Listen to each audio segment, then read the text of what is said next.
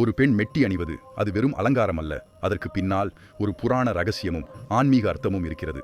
பழைய காலத்தில் மகாலட்சுமி தேவி பூலோக பெண்களின் வாழ்க்கையை கவனித்துக் கொண்டிருந்தாராம். அப்போது பல பெண்கள் மன அமைதியின்றி குடும்பத்தில் சண்டைகளுடன் துயரத்தில் வாழ்ந்ததை பார்த்த லட்சுமி தேவி பார்வதி தேவியிடம் கேட்டாராம், அம்மா, இந்த பெண்களின் குடும்ப வாழ்க்கை நிலையாக இருக்க, அவர்களின் கணவன் மனைவி உறவு நீடிக்க என்ன செய்ய வேண்டும் என்று.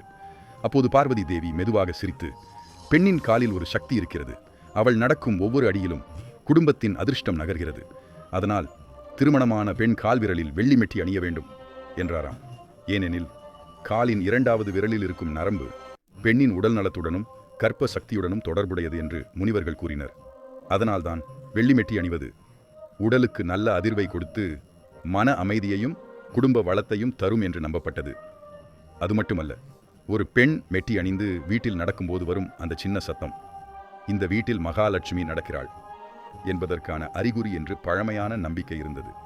அதனால்தான் இன்றும் பல பெண்கள் மெட்டியை வெறும் நகையாக அல்ல, மங்களத்தின் அடையாளமாக அணிகிறார்கள்.